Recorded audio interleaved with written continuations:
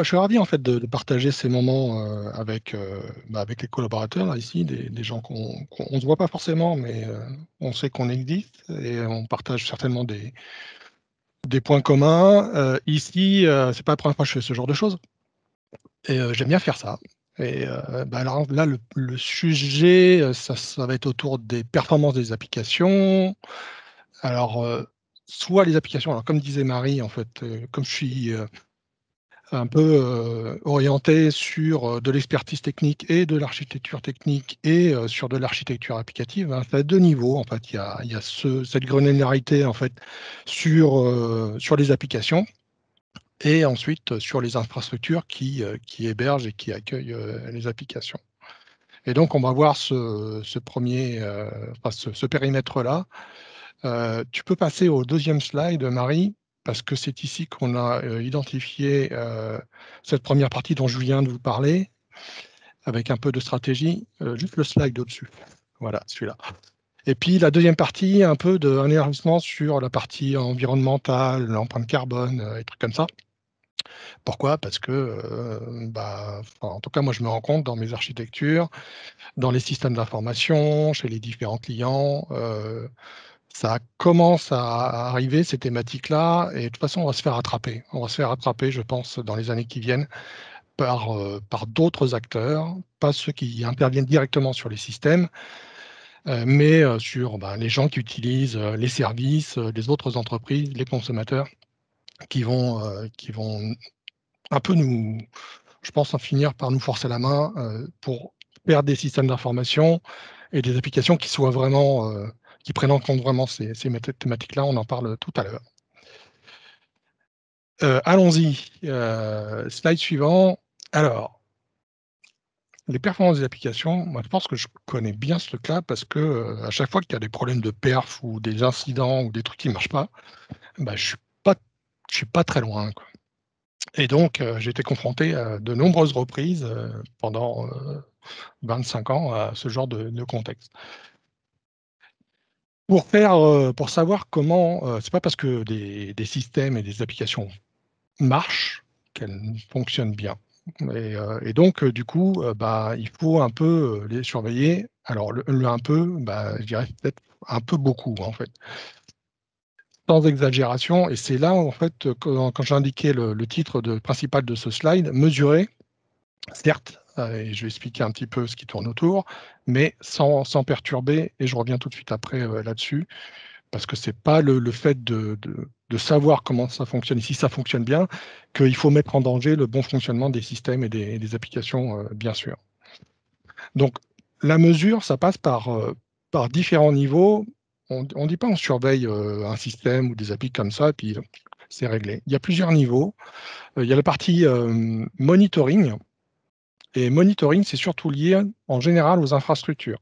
On surveille les serveurs, on surveille les composants des serveurs, la façon dont ils sont utilisés, les processeurs, la mémoire, les disques, les trafics réseau et les entrées-sorties.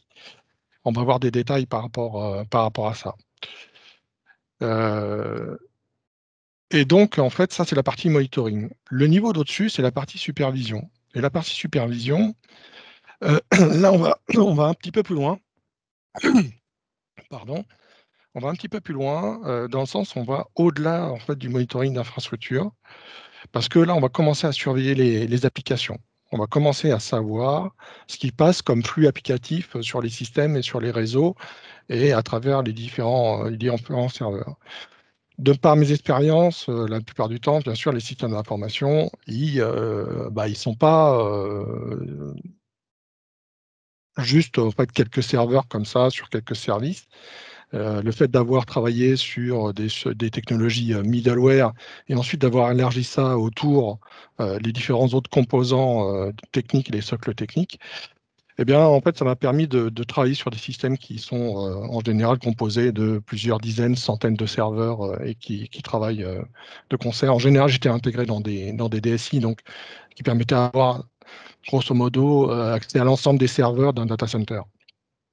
Et donc, la supervision, là, on fait des tests de vie applicatifs. le monitoring pour la partie, voilà, les éléments techniques de chaque serveur, et la partie supervision, on fait des tests de vie, et là, on fait des petites requêtes unitaires sur les applications pour aller simuler unitairement seulement, pour l'instant, aller simuler l'appel à l'application, et on n'appelle pas une fonctionnalité fonctionnelle de l'application, on appelle en général un test de vie qui a été spécialement écrit pour ça. En général, ils sont intégrés dans des solutions techniques de par les différents frameworks, les différentes solutions techniques qu'on utilise quand on développe. Et les tests de vie, voilà, est-ce que tu es là? Et est-ce que tu me réponds? Une sorte de ping-pong, là, je t'appelle et tu me réponds, OK, je suis là. Et au moins, je suis en vie, je suis l'application Intel, je suis en vie. Ça, c'est la partie supervision. La partie hypervision, juste après, c'est le fait de faire appel à l'application, mais là, de déclencher un traitement fonctionnel. Et là, ça va au-delà parce que ça met en jeu, excusez-moi, je vais me sortir ce chat de la gorge.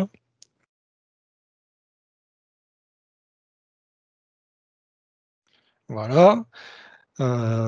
L'hypervision, on fait appel à une fonctionnalité applicative, et là, on met en jeu les différents composants, les socles techniques, parce que si on appelle une fonctionnalité, un appel fonctionnel de l'application ou des applis, eh bien, on va mettre en jeu différents serveurs, les serveurs web, les bases de données, et en fait, on va faire un trafic presque complet, une transaction presque complète sur les applications. Donc pour ça, en fait, on instrumente. On met en place des systèmes de son de surveillance. Et quand je dis sans perturber ici, mesurer sans perturber, ça veut dire qu'il faut aller, récupérer de l'information suffisamment technique, et sans consommer de ressources, sans impacter sur les temps de réponse des applications qui sont en cours d'utilisation, parce que ces prises de mesure, on les fait en prod directement. Et donc la perturbation. Alors, pour la partie infrastructure, on met différentes petites sondes à droite à gauche. On verra les quelques technos du marché dans le slide juste après. Mais pour la partie applicative, ce ne sont pas les développeurs qui décident de mettre en place ces petites sondes. Pas forcément. Des fois oui, des fois non. Mais vaut mieux que ce soit en fait les gens qui maîtrisent le système d'information dans sa globalité, pour généraliser la façon dont on récupère les informations techniques sur les applications. Et donc, c'est pas au moment du développement qu'on prend ce genre de décision, c'est au moment du déploiement, en général. Et donc, on déploie les applications sur les systèmes, et on déploie juste à côté, en fait, on fait de l'injection, souvent on appelle ça de l'injection. On va injecter un petit peu de code au moment du déploiement ou au moment du démarrage, en fait, des applications, pour dire, bah, voilà, il y a un peu de code qui est là, qui va collecter et remonter un peu d'informations. Pour bien faire cette instrumentation et sans la perturber, il ne faut pas qu'il y ait trop d'informations remontées. Il ne faut pas chercher à collecter trop d'informations.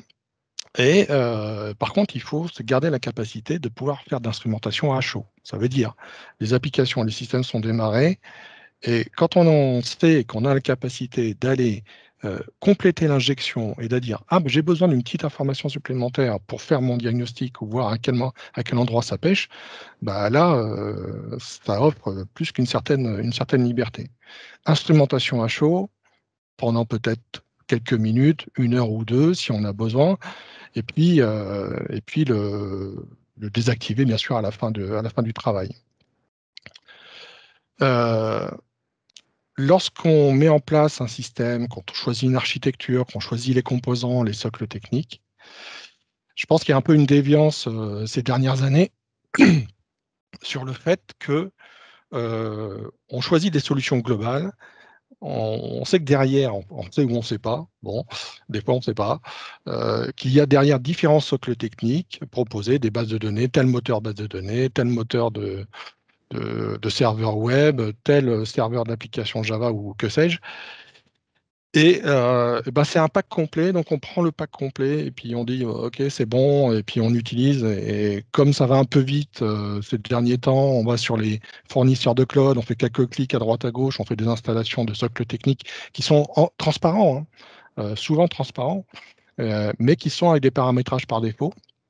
Et là, quand on commence à avoir des problèmes de performance, il faut aller non seulement constater les problèmes, mais ensuite avoir la capacité de donner les coups de tournevis en fait, dans le paramétrage des socles techniques pour augmenter les capacités de traitement des systèmes. C'est une stratégie possible, sinon on fait un peu de manière brutale, et je ne pense pas que ça soit une bonne idée par rapport à la deuxième partie que j'évoquais tout à l'heure.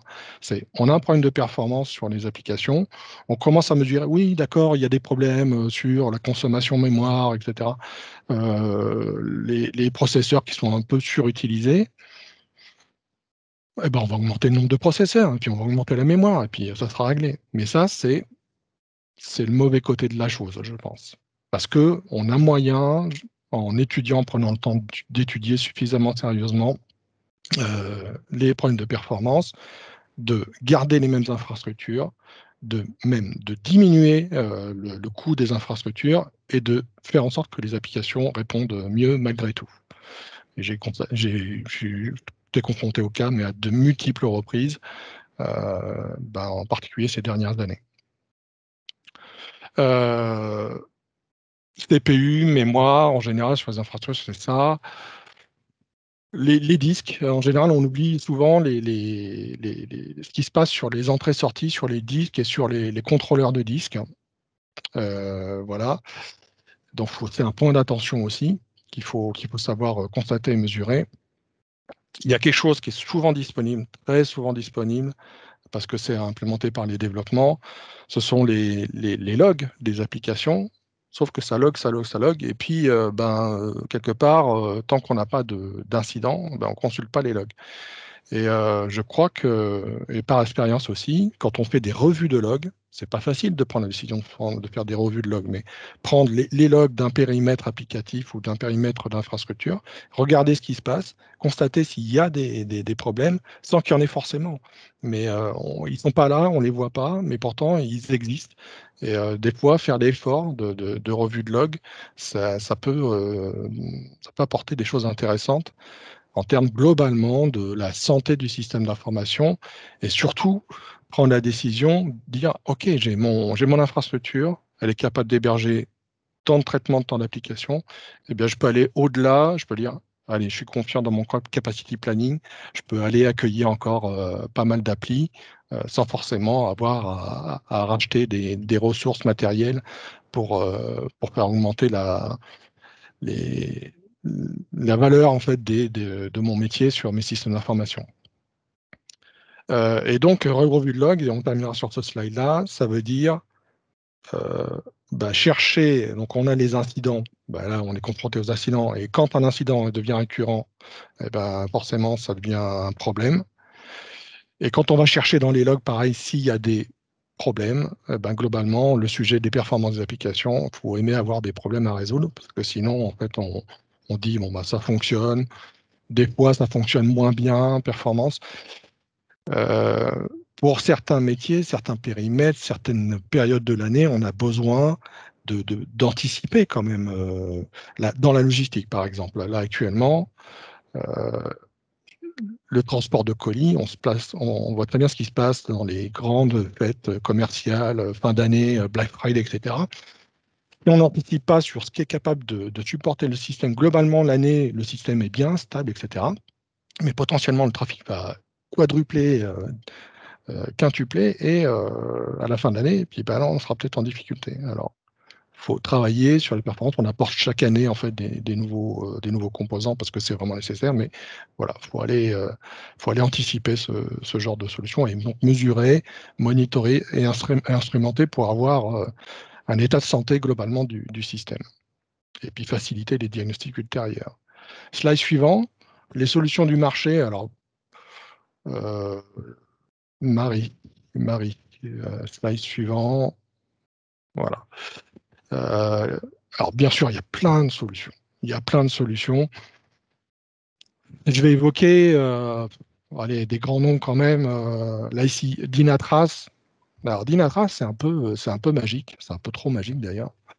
Parce qu'on installe ce truc-là sur des serveurs. Et puis ensuite, c'est un système qui prend, en fait, qui est capable de capter des métriques techniques sans forcément les instrumenter au préalable. On a un petit agent qui tourne sur les serveurs, c'est assez classique, et puis il regarde en fait les technologies qui sont dessus, et puis ben, en fonction de la techno, il va collecter, il va ramener ça sur le serveur d'Inatras, et puis après, il y a toute cette ingénierie de mise en corrélation des différents composants. C'est une solution qui va assez loin. Bon, là, j'ai constaté, c'est pas la première fois que j'utilise ce truc-là. Je ne l'ai pas forcément porté, en fait, ce produit-là, mais plutôt efficace. Et les équipes de développement se l'approprient assez bien parce qu'il y a une granularité qui va assez loin dans les applications, y compris dans les applications. On peut voir là, les transactions applicatives quand c'est nécessaire. Et là aussi, il y a un petit peu d'instrumentation à chaud. On peut activer certains niveaux de collecte à des moments particuliers. Il y en a d'autres, hein, d'Inatras ici. Il y a des noms comme, alors, je sais plus où ils en sont exactement. Introscope, Willy Technologies, je ne sais même plus s'ils portent exactement ce nom-là, mais en fait, c'est grosso modo voilà, Introscope. App Dynamics aussi, qui est dans cette catégorie-là. Ce sont les outils qu'on appelle APM, Application Performance Monitoring, quelque chose comme ça. Pour le monitoring d'infrastructure, j'ai souvent utilisé Nagios, mais bon, c'est vraiment de monitoring d'infrastructure, vraiment. On ne va pas beaucoup plus loin, quoique des fois, on peut faire un petit peu de développement. Et puis, bah, là, ici, des choses un peu plus à la mode, on va dire. Prometheus, Grafana, Prometheus, et puis Loki pour aller faire la collecte de logs, parce que la difficulté des systèmes d'information, c'est que les logs sont générés, elles sont souvent enfermées dans les data centers et sur les serveurs. Il faut trouver un moyen de remonter ces informations-là auprès des équipes qui font du support niveau 1, voire niveau 2, enfin dire niveau 2 plutôt, et puis voir les développeurs. Pour faciliter les diagnostics, on a besoin d'agir assez rapidement sur les incidents et sur les problèmes de performance. Il faut que la connaissance soit partagée. Donc, en général, Prometheus Grafana, c'est plutôt efficace, ça fait plein de choses, c'est vraiment pas mal pour proposer de la mise à disposition d'informations techniques. Euh, les pipelines, GitLab, enfin des choses qui s'exécutent régulièrement pour vérifier, pareil, l'état de santé, avec des fois des petits outils, des commandes qui sont proposées par les socles techniques. L'avantage, c'est qu'on a avec des solutions comme, alors que ce soit GitLab ou autre chose, ici, un peu au centre de la slide, c'est le fait d'aller ordonnancer des tests réguliers et surtout lors de l'exécution des pipelines, puisqu'on utilise ces outils-là pour aller construire les applications, mettre les packages d'applicatifs, une fois qu'ils sont construits, sont générés, mettre ça dans un référentiel de packages à déployer. Et ensuite, la partie test de l'intégrité du package. Et ensuite, la partie déploiement et les tests d'acceptation, les premiers tests de performance qui peuvent être ordonnancés via pipeline au moment, des fois des phases de build, un petit peu après, des fois des phases de déploiement. J'ai dit des fois, mais en fait, quand c'est plutôt bien fait, c'est plutôt pas mal de le fixer à cet endroit-là, de déployer, d'engager quelques peut-être premiers niveaux de tests de performance. Et puis des choses qui surveillent un petit peu les applications, qui sont capables de remontrer des toutes petites métriques. Pingdom ici, c'est un petit outil, un injecteur qui va faire appel à des requêtes qui regardent un petit peu en fonction voilà, un peu comme les tests de vie de tout à l'heure, mais qui sont capables de le faire en production et de remonter des petites alertes. Bon, il y a plein d'outils disponibles pour ça. La difficulté, la grosse difficulté, les scénarios de tests de performance, bah, la difficulté, c'est de les maintenir. Et pas seulement les maintenir, parce que quand on fait des tests de performance applicatifs, il faut identifier les fonctionnalités applicatives qui ont besoin d'être mesurées en termes de performance. Ouais, je peux dire un peu comme ça très rapidement, une application qui a un module de comptabilité, qui n'a pas forcément besoin d'être mis sous perf, mais par contre, le système associé à la vente en ligne ou gestion des stocks ou je ne sais pas quoi, là, il y a besoin d'une partie d'aller vérifier si certains traitements particulièrement critiques sont performants.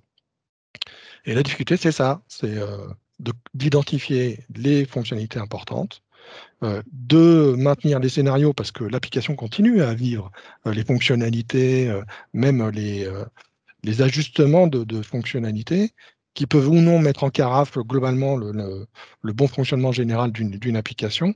Et puis, bah, qu'est-ce qui va avec les tests de performance, enfin les scénarios de performance?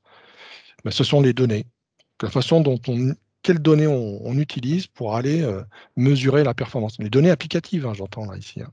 Vraiment, identifier aussi les données. Et là aussi, c'est tout un travail de maintenir euh, les, euh, les données nécessaires aux tests de performance et puis les données et puis les scénarios de tests de performance. Euh, c'est pas facile. C'est pas facile.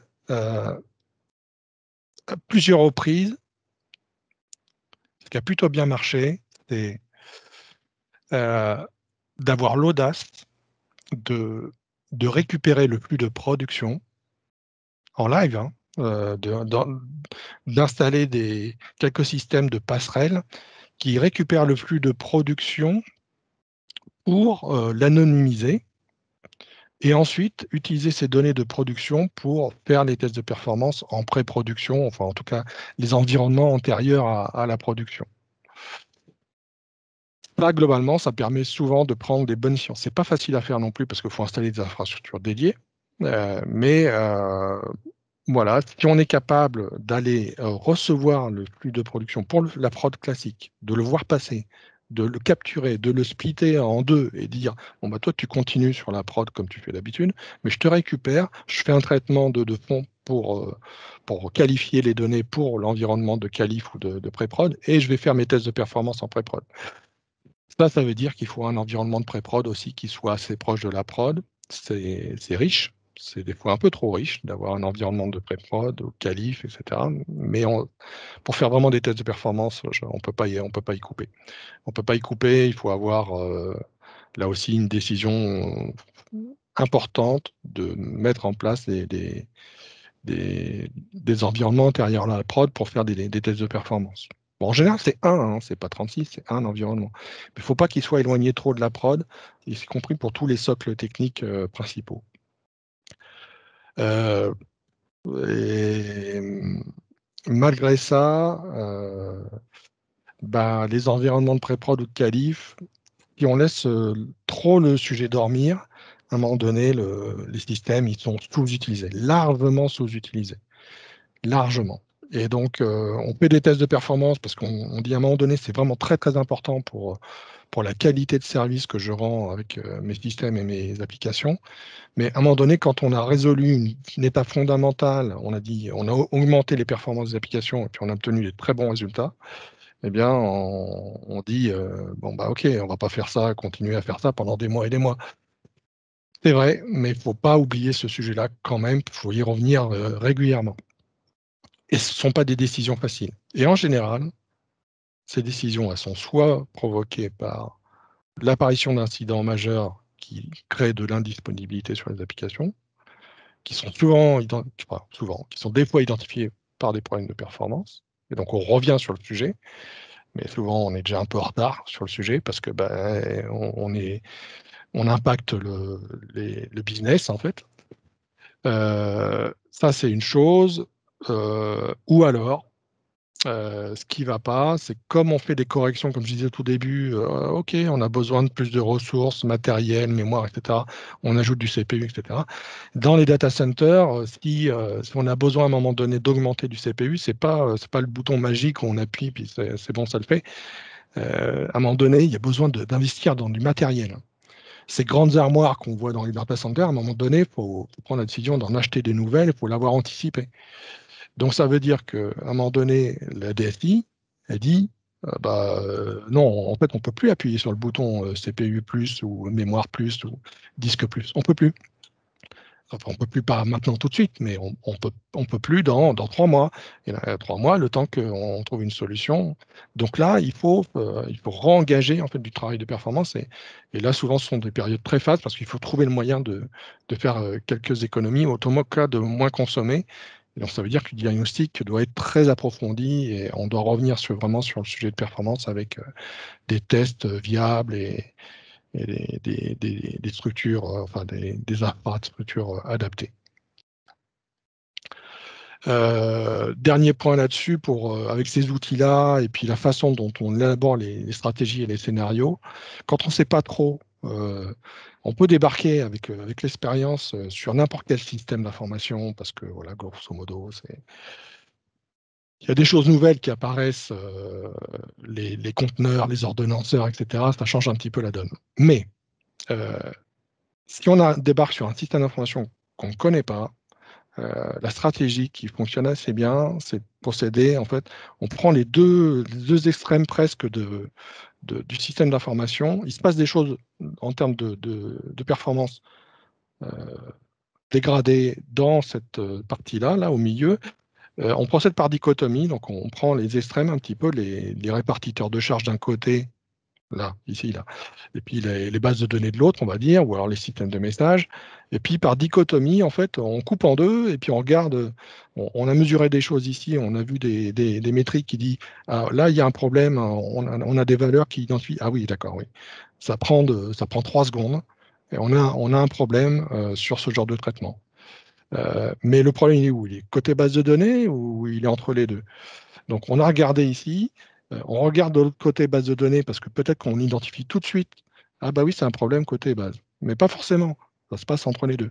Donc, une fois qu'on a dit, ah bah non, c'est pas la base de données, par contre, on a constaté que la requête prenait du temps ici, on va au milieu, en fait, et on regarde le composant du milieu. Et on regarde, est-ce qu'on a un problème? Est-ce que c'est entre ce composant socle technique du milieu et la base de données, ou est-ce que c'est entre le composant et puis le répartiteur de charge qui est devant? Et puis par dichotomie, tu vois, petit à petit, on essaye de cibler en fait le diagnostic et de voir à quel endroit ça pêche. Pour ça, bah, il y a ces outils-là, là, ce genre d'outils-là, je vous présentais les solutions du marché. Mais ça, souvent, ça suffit pas non plus. Parce que on a besoin, euh, on dit qu'on a des outils magiques, mais des fois, en fait, ils sont activés, puis des fois, ils perdent en qualité de santé aussi. Même les outils, en fait, en termes de performance, eux-mêmes, les outils posent problème des fois. Et donc, c'est une abstraction trop élevée des fois, et on a besoin d'aller vraiment sur les serveurs, d'aller vraiment dans les applications. Et là, c'est de l'ingénierie système. Et là, c'est de l'ingénierie applicative. Et là, des fois, c'est dur. Et là, c'est vraiment dur. Il faut avoir des gens et des compétences importantes.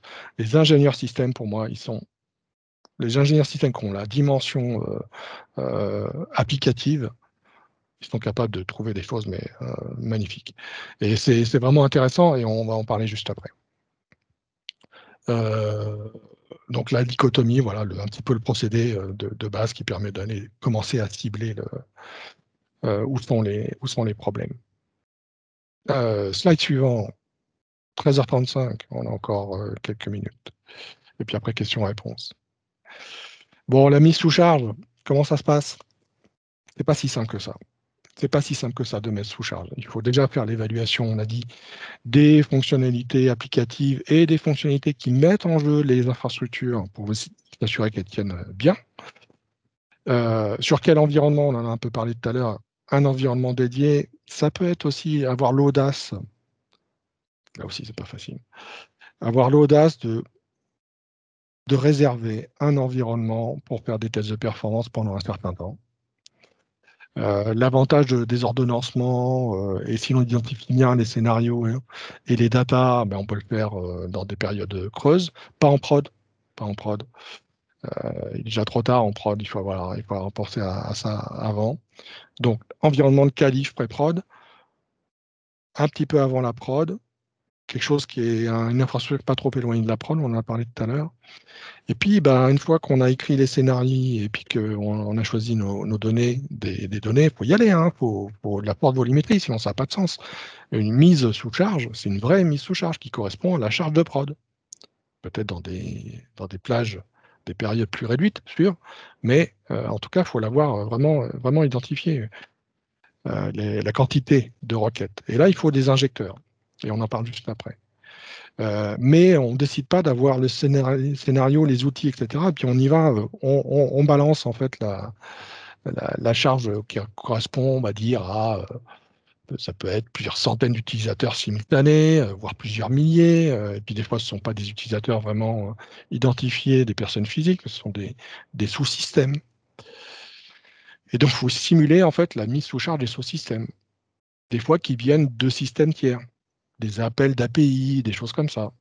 Donc ça, on a des outillages qui permettent aussi de travailler là-dessus. Ce que j'ai souvent utilisé, qui est un peu old school, hein, mais c'est JMeter, par exemple. J comme Java. JMeter, mais ça peut être utilisé pour tout un tas d'autres périmètres applicatifs. Il y a aussi Postman, ce genre de choses. Et donc, ce n'est pas tout d'avoir les scénarios, les outils d'injection, les datas, il faut aussi avoir l'infrastructure d'injection. Et là aussi, c'est un problème. L'infrastructure d'injection, c'est-à-dire qu'il faut pouvoir simuler les postes utilisateurs, enfin un poste qui est capable de simuler 50, 100, 200 utilisateurs simultanés. Mais 200, ce n'est pas suffisant. Parce qu'il faut simuler 1500 utilisateurs simultanés ou 1500 sous-systèmes simultanés.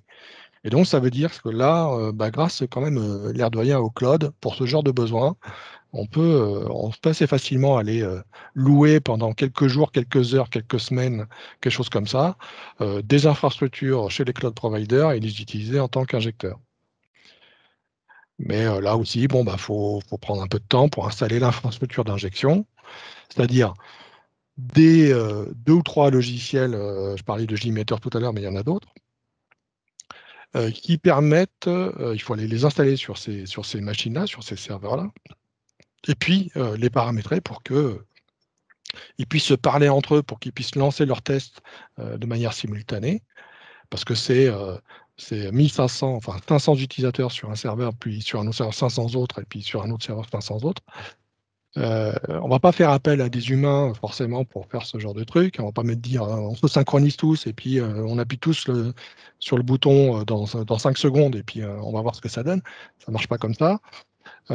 Donc d'où ces mécanismes d'injection. Mais avant de balancer en fait de la charge sur le système, on a démarré l'infrastructure, on a démarré les applications, mais si on commence à charger dès le début l'ensemble du système, on va avoir un problème parce qu'il y a le temps que les applications montent en chauffe. Elles s'initialisent, elles initialisent leur espace mémoire, elles réservent des ressources, des fois des espaces disques, des fois elles se connectent à certains autres systèmes. Et pour ça, on a besoin de faire des tirs à froid. Des tirs à froid pour faire monter en fait à bonne température l'ensemble du système. Parce que c'est comme si on démarrait en fait une voiture vraiment en moteur à froid, puis on y va à fond tout de suite. Non, ça risque de poser problème. Donc, on démarre le système, on fait des premiers tirs, ce n'est pas 500 utilisateurs, c'est 5, 10, peut-être 50. Hop, on fait ce premier tir, le système est bien chaud, et là, on peut y aller. Et donc, là, c'est un système de tir de performance qui ne peut pas aller de dire je vais partir de 5 utilisateurs et aller à 4000 utilisateurs simultanés d'un seul coup. C'est parce que dans la vraie vie, ça ne marche pas comme ça. Dans la vraie vie, souvent, il y a des plateaux. Selon les heures de la journée, peut-être en début de journée par rapport à certaines applications, les gens consultent tel ou tel service, et donc il faut plus de trafic. À un moment donné, peu importe le contexte métier, mais entre 10 heures et 11h30, voilà, grosso modo, c'est assez stable. Donc, par plateau, ça veut dire on commence à tirer, on fait une pause, on fait un plateau, on laisse le système, les sessions utilisateurs, les utilisateurs simulés restent actifs, et puis On ne cherche pas à injecter de nouveaux utilisateurs. Et après, on augmente. Plateau suivant. Peut-être 3 ou 4 plateaux, ça dépend. Ça dépend du système, ça dépend du business, ça dépend de ce dont on a besoin, de ce qu'on a besoin de faire pour vraiment mesurer la qualité des applications et leur performance. Voilà. Et puis à la fin, j'ai marqué les tests de vieillissement. Parce que là, en fait, une fois que les utilisateurs se déconnectent, peut-être reviennent certains, et que le système continue à fonctionner, pas parce qu'il n'y a plus personne, presque plus personne, que le système ne fait rien, il y a des traitements batch, il y a des choses comme ça, eh bien, des fois, il peut se passer des choses où le système continue à traiter, à traiter, à traiter. Et c'est là souvent qu'on voit apparaître des problèmes de fuite mémoire, des problèmes de libération de ressources, des verrous sur des entrées de bases de données ou des systèmes de fichiers. Et le vieillissement de l'application, bah, là, c'est essentiel aussi parce que on peut revenir le lendemain sur le même système. Forcément, en pro, il ne va pas redémarrer tous les jours, et c'est clair comme ça. Mais par contre, pendant la nuit, le système aura mal vieilli, et puis on revient le lendemain et on rebombarde encore euh, la même quantité d'utilisateurs, et là on se rend compte qu'on a un problème. Donc, les quelques premiers jours, ça peut très bien se passer, et puis bah, quelques jours après, pouf, on a un vrai problème de perf sur les systèmes, et il faut l'avoir identifié. Voilà ce que j'avais à vous dire là-dessus. Je fais un petit tour vite fait sur, je pense que j'ai rien oublié. On a encore 2, 3 petits slides. Suivant ici, et après je vous donne la main pour les questions. Euh, le plus très important, j'ai noté ici, ce sont les pools de connexion. Et c'est très important de comprendre ça parce que chaque composant, chaque socle technique, chaque sous-composant de l'infrastructure se connecte à d'autres composants de l'infrastructure. Mais ce n'est pas une connexion pour une. Il y a des systèmes de piles de connexion entre, par exemple, un serveur applicatif et une base de données. Euh, la base de données est prête à recevoir des milliers de requêtes, et puis le serveur, le socle serveur applicatif est aussi prêt à envoyer autant de requêtes. Parce que si on fait les choses unitairement, à chaque connexion d'utilisation de l'application, il faut initialiser le contexte technique. Et ça, c'est pas bon. Il faut que les contextes techniques soient prêts à traiter les informations. Et donc, pour ça, on a des pools de connexion. Et souvent, en fait, c'est un vrai problème d'avoir anticipé le bon dimensionnement des pools de connexion. C'est souvent là que se trouvent les soucis. Euh, et c'est souvent là, c'est parce qu'on n'aura pas étudié cette partie-là, les pools de connexion, les flux entrants, les flux sortants sur chaque composant technique, que on a besoin de plus de capacité de traitement. Allez, on ajoute des CPU. Et ça va tourner. Et le système va mieux tourner. Parce qu'il sera plus réactif, il aura plus de puissance pour initialiser même les systèmes de connexion unitaire. Je l'ai fait un peu simple, hein, mais ça ne marche pas comme ça en réalité. Mais ce que je veux dire, c'est que si on ne fait pas attention à ces points-là, euh, on prend des mauvaises décisions sur le dimensionnement de l'infrastructure. On prend des mauvaises décisions. Et bien sûr, c'est facile hein, aujourd'hui, chez les cloud providers en particulier, et même sur les systèmes on-premise, on a des interfaces d'administration. Des fois, on fait bouger un petit curseur et puis on augmente du CPU. Mais tout ça, à la fin, ça coûte vraiment trop cher, alors qu'il y a moyen de faire beaucoup mieux en regardant suffisamment dans le détail comment ça fonctionne au niveau principalement des pôles de connexion. Et c'est ce que j'évoque dans le slide d'après, c'est l'avant-dernier, sur des cas d'usage. Non, performance énergétique, ça sera après. Euh, Là, ici, des cas d'usage. Regardez. Euh, j'ai eu plusieurs fois, alors, ça s'est passé plusieurs fois, mais là, bon, des expériences récentes. Même infrastructure, besoin business identique. Euh, et une anticipation sur ce qui allait se passer dans les mois et les années qui viennent. Beaucoup plus de trafic, beaucoup plus de trafic. Il y avait des décisions importantes à prendre. Qu'est-ce qu'on fait? On augmente l'infrastructure ou on regarde où est-ce que ça pêche euh, actuellement? Ça a demandé quelques semaines, certes, mais sur la même infrastructure, sur un périmètre applicatif très large quand même, hein, c'est énorme, c'était énorme. On est passé de 6 requêtes par seconde à 400 requêtes et on n'a pas touché un seul paramètre de l'infrastructure, si ce n'est principalement ce que j'évoquais juste avant, les pools de connexion. Parce qu'on a un problème de dimensionnement. Voilà. Les applications attendaient qu'il y ait des connexions disponibles dans les systèmes de connexion entre les socles techniques. Eh bien, en optimisant ces parties-là, on n'a pas ajouté de CPU, on n'a pas ajouté de mémoire, on n'a pas ajouté de disque, on n'a pas ajouté de composants réseau ni quoi que ce soit. On a fait joujou juste avec ces trucs-là. Et même infra, on est passé de 6 à 400 requêtes par seconde. Le deuxième cas, 45 minutes à 2 secondes pour l'intégration des données. Là, c'est différent. C'est vraiment un nouveau système. On est passé du transactionnel au temps réel. Et là, effectivement, c'est une nouvelle façon de traiter les informations. Mais là, c'était nécessaire. L'infrastructure transactionnelle n'était pas adaptée au fonctionnel, aux, aux besoins fonctionnels. Il fallait qu'on réussisse à faire l'intégration des données. Ça concernait des colis. Savoir où se trouve un colis, il faut attendre 45 minutes pour savoir où il se trouve. Ça n'a pas de sens. Donc, là, c'est un nouveau système qui a permis de résoudre ce problème-là. Dernier point, un échec, par contre, c'est sur le redressement d'adresse. Là, le problème, c'est que en termes de performance, on était bien au niveau fonctionnel. Ça répondait unitairement, c'était parfait. C'était du machine learning, donc des grosses infrastructures. Bon, c'est ce qui est aujourd'hui. Je ne suis pas sûr que ça soit toujours le cas encore demain. Mais au moment en fait, où on a commencé à faire des tests de performance, on s'est rendu compte que ce truc-là, non seulement ça surconsommait la partie build, était fortement consommatrice de CPU, d'énergie, etc. On en parle juste après. Mais en plus, euh, les, les serveurs dédiés, 8 CPU, 32 Go de RAM, etc., ça tournait, sauf que le truc, en fait, il était capable de traiter qu'une seule requête à la fois. Et là, pareil, on avait au niveau développement un manque d'anticipation sur le fait que les systèmes allaient bombarder en fait ce composant applicatif-là. Donc, on a besoin, on a porté avec ce composant applicatif quelque chose de magistral en termes de valeur, sauf que on arrive à héberger ces trucs-là euh, en pré-production et en prod. On s'en est rendu compte en production, bien sûr.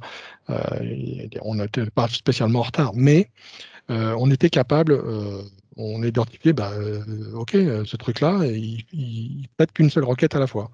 On avait 4 serveurs, fait 4 requêtes simultanées, mais pas plus. Donc là, il a fallu revoir les développements et puis injecter des systèmes de gestion de traitement parallèle. Pour finir, c'était la dernière slide, c'est la partie empreinte carbone. Là, je pense que je disais tout à l'heure, on va se faire rattraper parce que on augmente nos infrastructures, on accueille de plus en plus d'applications, la performance, elle n'est pas spécialement super étudiée, et ça a un impact sur vraiment la performance énergétique. Parce que plus de CPU, plus de mémoire, plus de disques, etc., ça fait aussi plus de data centers, ça fait plus de climatisation, ça fait plus d'électricité, plus de réseaux, etc. Et donc, euh, ce n'est pas nous qui faisons l'effort petit à petit, ce sont les clients et les utilisateurs qui vont nous dire. Pourquoi? Parce que quand on va devoir choisir, je prends un cas, allez, prenons, je sais pas moi, des banques. Voilà. Entre une banque A et une banque B, qui font grosso modo le même métier, vous savez, les systèmes de score, là, les Nutri-Score, le vert, rouge, orange sur votre machine à laver, l'empreinte énergétique des logements quand on achète une maison ou un appartement.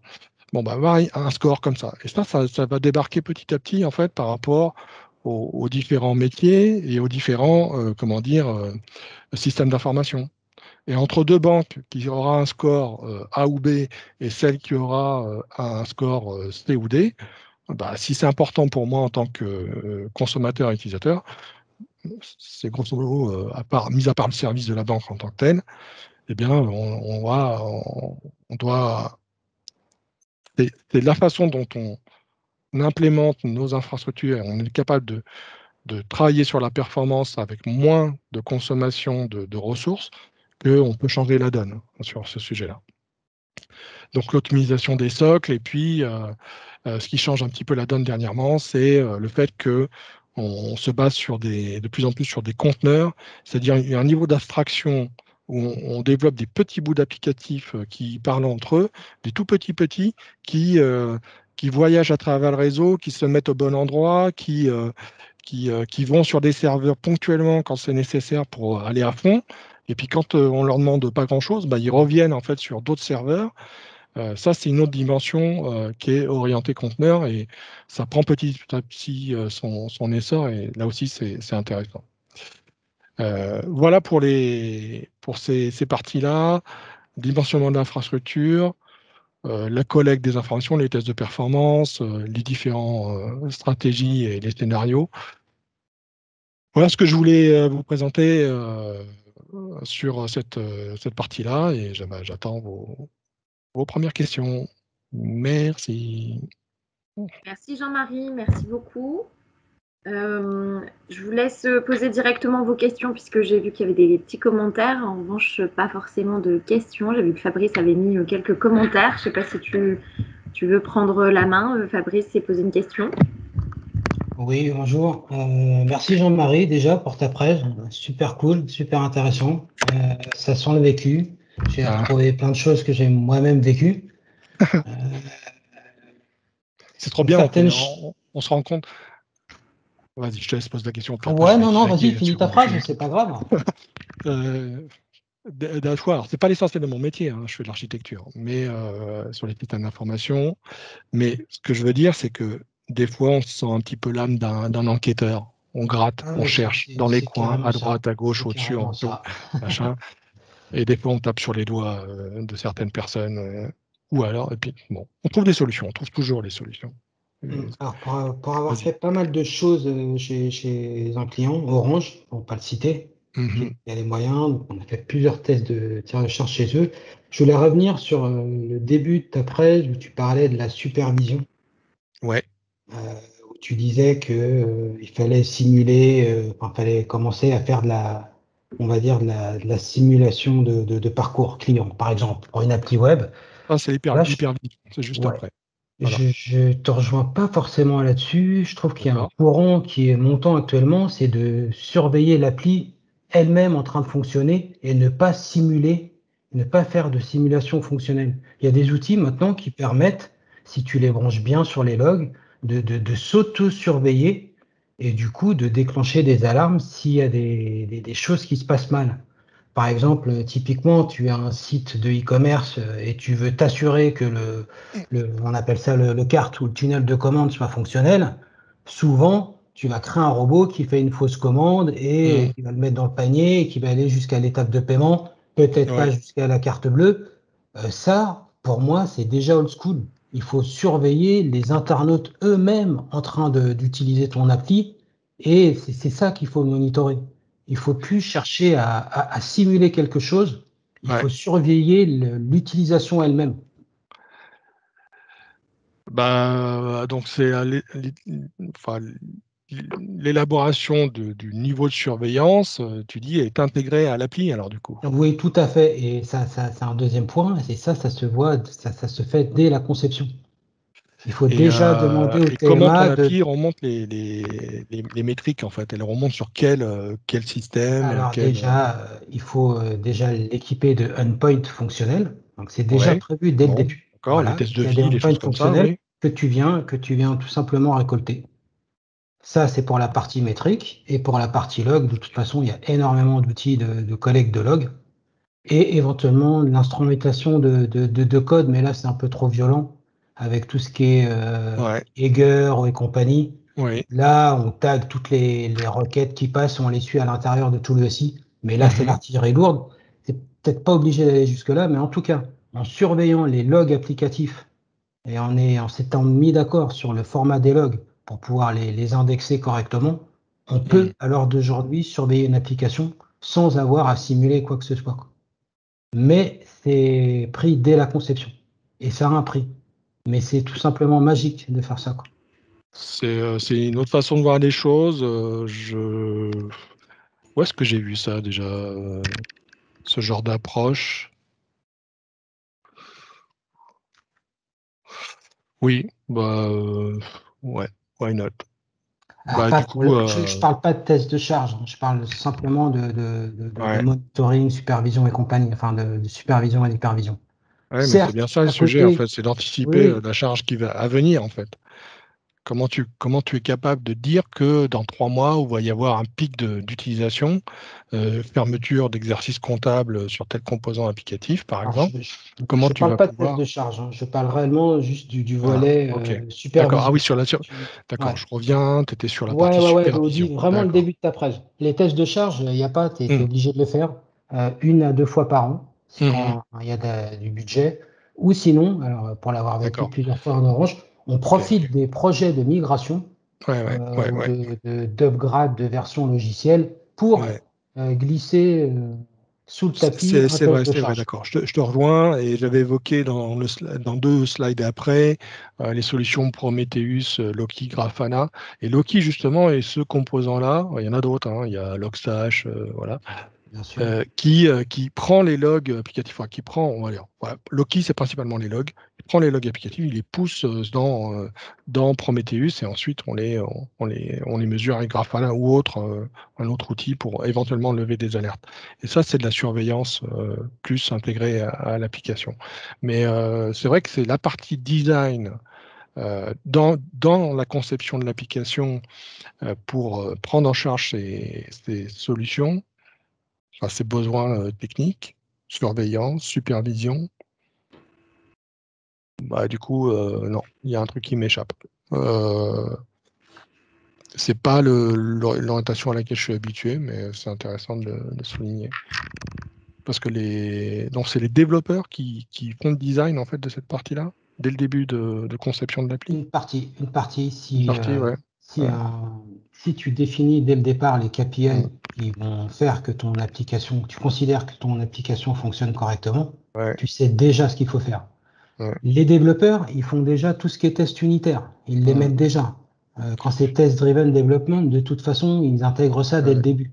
C'est Donc, vrai. mettre un petit endpoint quelque part qui permet de remonter certaines métriques, par Mm. exemple un nombre de ventes effectuées, je sais pas, ou un nombre de visites, ou tout dépend de l'application. C'est pas Ah vrai bah pour là, tout. on est déjà dans Et là, c'est l'hypervision. génial. C'est D'accord. génial. Ok. Ok, Et ok. tu réduis ton empreinte carbone du coup, puisque tu ne simules rien. Tu n'utilises Mm. pas de CPU à simuler, tu ne fais que surveiller ce qui est déjà en train de fonctionner, quoi. Mm. Mm. Voilà, ma petite pierre à l'édifice. Ok. Merci Patrick. Merci, merci. Alors, il nous reste 1 ou 2 minutes. J'ai vu qu'il y avait Eric également qui avait commenté. Je ne sais pas, Eric, si tu La veux. simulation permet de détecter les problèmes avant la MEP mise en prod. MEP, MEP. Ben oui, oui, c'est avant la mise en prod, avant une augmentation du trafic sur la prod. Parce que bah, pour le cas, alors, toutes les missions quasiment, c'était ça. En fait, il y a des périodes dans l'année où c'était plus fort qu'à d'autres moments. Dans le retail, Galeries Lafayette par exemple, et ici la logistique pour le colis.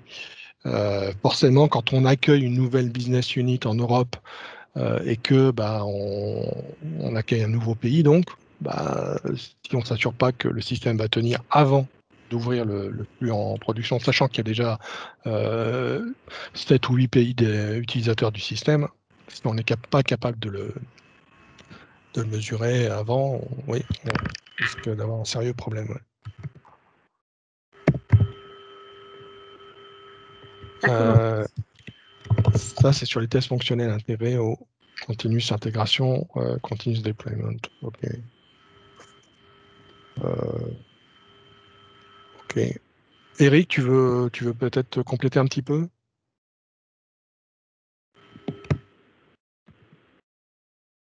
Eric Non, est... bon, merci, c'était une présentation intéressante. OK. Bon, j'aime bien partager tous ces J'ai vu trucs-là, c'est pour ça. que Marie enregistre, donc ça va être diffusé parce que j'ai raté le début. Mais on aura une vidéo téléchargeable, c'est ça? Oui, tout à fait, tout à fait. On va vous envoyer le lien en replay, on va le mettre en tout cas à disposition et on vous informera de où on met à disposition pour que vous puissiez revoir, voir ou revoir en tout cas le module. Et je mets en commentaire l'adresse mail de Jean-Marie parce que je pense que ça peut être intéressant aussi si derrière vous avez des questions de pouvoir du coup le contacter.